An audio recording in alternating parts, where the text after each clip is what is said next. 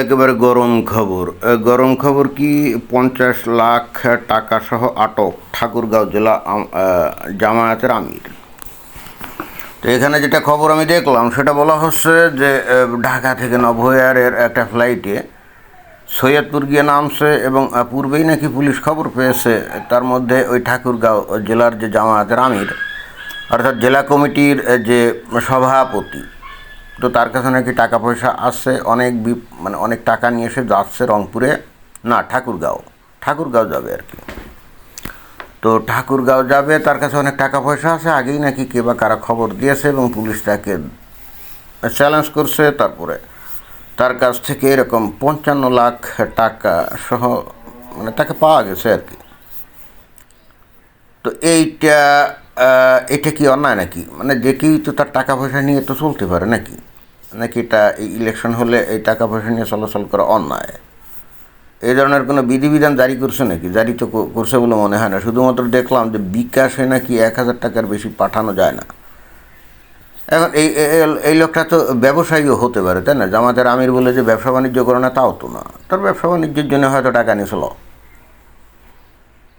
তো এখন ব্যবসা বাণিজ্যের জন্য টাকা নিয়েছিল, এই হেতু তাকে এয়ারপোর্টে মানে করা হবে। এখন তাকে গ্রেপ্তার করছে কিনা তাও তো জানি না।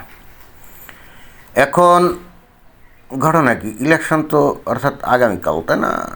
এখন মনে করা হচ্ছে যে টাকা পয়সা নিয়ে ওখানে গেছে ভোট কিনবে, এই জন্যে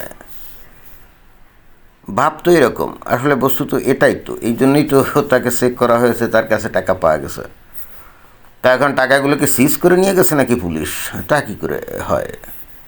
এটা তো এমন না যে সে চোরা কারবারির সাথে জড়িত ছিল বা অন্য কোনোভাবে অসৎ উপায় উপার্জন করেছে, বিষয়টা তো তা না। ঢাকা থেকে নিয়ে গেছে। এখন এই 3 দিন নাকি ব্যাংকে লেনদেনও বন্ধ। লেনদেন মানে ওই যে ইলেকট্রনিক সিস্টেমে অনলাইনে ট্রানজ্যাকশনও বন্ধ। তো এখন তার হয়তো জরুরি টাকার দরকার পড়ছিল, এই জন্য ক্যাশ টাকা নিয়ে গেছে। কিন্তু কি এখন কার কথা? এখন মনে করা হচ্ছে যে সে ওই ঠাকুরগাঁওতে নিয়ে গিয়ে এই টাকা বিলানোর চিন্তাভাবনা করছিল। বিলানো মানে কি, ভোট কেনা আর কি। এখন কত দরে ভোট কিন্তু কে জানে, 500 টাকা না 1,000 টাকা? 50 লাখ টাকায় যদি ধরেন যে 500 টাকা করে যদি দেওয়া হয়, 11,000 ভোট কেনা যাবে নাকি? 11,000 ভোট, তাও তো কম না। কিন্তু যাদের কাছে টাকা দিবে তারা কি পুরো টাকা দিয়ে কি আর ভোট কিনবে? তারা তো নিজেরাও পকেটে কিছু রেখে দিবে না? কিন্তু যদি এটা এরকম হয় যে জামায়াত ইসলাম এই যে টাকা দিয়ে ভোট কেনার চেষ্টা করেছে, তাহলে তো এটা খুবই অন্যায়। তাদের যে দলীয় যে রীতিনীতি, ডক্ট্রিন যেগুলো আছে, ম্যানিফেস্টো আছে, এটা তো ভীষণ রকমভাবে অন্যায়। কারণ তারা বাংলাদেশে ইসলামী শাসন কায়েম করতে চায়। তো ইসলামী শাসন কায়েম করলে বাংলাদেশের মানুষ এমনিই তো এখন ধর্মোন্মাদ, তারা তো স্বতঃস্ফূর্তভাবে এই জামায়াতকে ভোট দেওয়ার কথা। আমরা তো বিভিন্ন গবেষণা থেকে, সার্ভে থেকে জানি যে এখন মোর দ্যান 80% মমিন মুসলমান বাংলাদেশে ইসলামী শাসন চায়। তো তাই যদি হয় তাহলে তো তারা স্বতঃস্ফূর্তভাবে জামায়াতকে ভোট খালি দিবেই না, এবং দিয়ে নিরঙ্কুশ সংখ্যাগরিষ্ঠ ভোট দিয়ে জামায়াতকে ক্ষমতায় এনে বাংলাদেশে ইসলামী শাসন কায়েম করবে। এটাই তো স্বাভাবিক বলে গণ্য করা যায়। তো সেখানে জামায়াত ইসলাম ইলেকশন করবে, ভোট কিনবে, এরকম কেন? যদি এই ঘটনা সত্য হয় যে সে ভোট কেনার জন্য এই টাকাগুলো নিয়ে গেছিলো, তাহলে তো ভীষণ খারাপ একটা খবর। জামায়াত ইসলাম কি তাহলে ওই তাদের নীতিতে এক কথা আর কাজে ভিন্ন, এরকম নাকি? কিন্তু আসল কথা হচ্ছে যে খালি জামায়াতের আমির এই টাকা নিয়ে গেল এরকম তো না। বাংলাদেশে আরও ওই যে বিএনপি সহ, বিশেষ করে বিএনপি, তারপরে যে টেনসিপি আছে না, যারা নাকি ইলেকশন করছে, তারা কি টাকা বিলাচ্ছে না? বিশেষ করে এখন এনসিপির যে নেতা যেগুলো ইলেকশনে দাঁড়িয়েছে, গত 1.5 বছরে তারা তো শুনছি হাজার হাজার কোটি টাকা নাকি তারা আয় অর্জন করছে। তো সেই টাকাগুলো কি তারা এখন ব্যয়টাই করবে না? তারাও তো ব্যয় করবে নাকি? তো তাদের কেউ তো ধরা পড়ছে না। বা বিএনপির কেউ টাকা নিয়ে গেছে, এই খবর তো পাওয়া যাচ্ছে না। তো এগুলা কিসের আলামত? এটা কিন্তু খুবই আশ্চর্যজনক একটা ব্যাপার। এই বাংলাদেশে এই জনগণ এই যে রাজনীতিবিদদের অনেক দোষারোপ করে, রাজনৈতিক দলের নেতাদেরকে অনেক দোষারোপ করে পাবলিক, বলে যে ওরা খারাপ, ওরা দুর্নীতিবাজ, ওরা ভোটের সময় এসে আমাদের কাছে কত কি বলে, তারপরে আমাদেরকে পরে চিনে না। বাংলাদেশের জনতাকে আমি জিজ্ঞেস করতেছি, ভাই আপনারা যদি টাকার বিনিময়ে ভোট আপনি যদি দেন, অর্থাৎ আপনাকে 500 টাকা দিল বা 1000 টাকা দিল, এর বিনিময়ে যদি আপনি ভোট দেন, তাহলে একজন প্রার্থীর একটা জায়গায় জিততে ধরা যাক 2, 4, 5 কোটি টাকা খরচ হয়ে গেল, রাইট?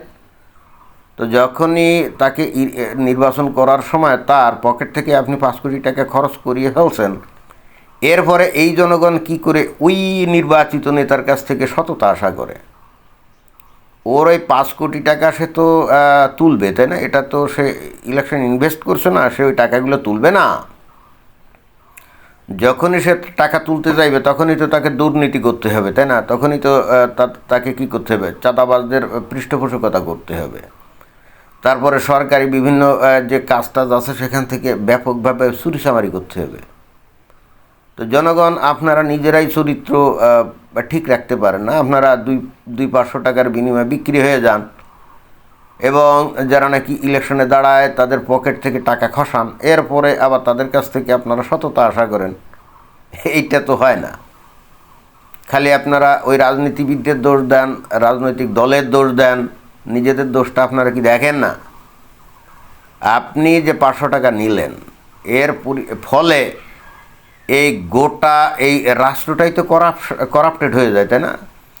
আর ওদিকে রাজনীতিবিদরা যখন নির্বাচিত হয়ে সংসদে যায় বা ক্ষমতায় যায়, তারা যখন 2 হাত দিয়ে অবৈধভাবে টাকা পয়সা আয় উপার্জন করা শুরু করে, তখন ওই যে আমলা যারা আছে বা সরকারি কর্মকর্তা কর্মচারী যারা আছে, তারা কি চুপ থাকে? তারাও তো 2 হাত দিয়ে আয় উপার্জন করা শুরু করে, তাই না?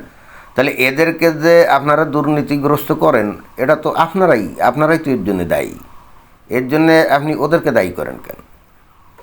অর্থাৎ আপনারা জনগণ অতি সামান্য টাকায় আপনারা বিক্রি হয়ে যান, এরপর আপনাদের মধ্য থেকে উঠে আসা নেতা সে হয় আপনাদের কারণে দুর্নীতিগ্রস্ত, এরপরে সব দোষ রাজনীতিবিদ আর সরকারি কর্মকর্তা কর্মচারীদের উপরে দেন কেন? এটা কেন? একজন নেতা যদি কোনো খরচপত্র ছাড়াই শুধুমাত্র তার নির্বাচনী ম্যানিফেস্টো দিয়ে, তার বক্তব্য বিবৃতি দিয়ে যদি সে নির্বাচিত হতো, তাহলে এরপরে তাকে জবাবদিহি করা যেত। এরপরে যদি সে দুর্নীতি করতো, এরপরে সে পক্ষপাতিত্ব করতো, এরপরে যদি সে আকাম কুকাম করতো, তাহলে তাকে জবাবদিহিতার আওতায় আনা যেত। কিন্তু আপনারা তো তাদেরকে সেই সুযোগ দেন না। তা আপনারা নিজেরাই দুর্নীতিগ্রস্ত, সামান্য টাকায় বিক্রি হয়ে যান এবং এরপরে আপনারা আপনাদের দেশের নেতাদেরকে আপনারা আশা করেন তারা সৎ হবে, তারা ন্যায়নিষ্ঠ হবে, তারা দেশপ্রেমিক হবে। জি না, এটা কোনো দিনও সম্ভব না। অর্থাৎ অন্য কথায় আমি যেটা বলতে চাচ্ছি, এই যে জনগণ আপনারা যারা আমার বক্তব্য বিবৃতি শোনেন বাংলাদেশ থেকে, আগে নিজেরা ভালো হন, দেখবেন যে ওই তারপরে এই নেতা, ওই সরকারি কর্মকর্তা কর্মচারী এরাও সবাই কিন্তু ভালো হয়ে যাবে, বুঝছেন? ধন্যবাদ।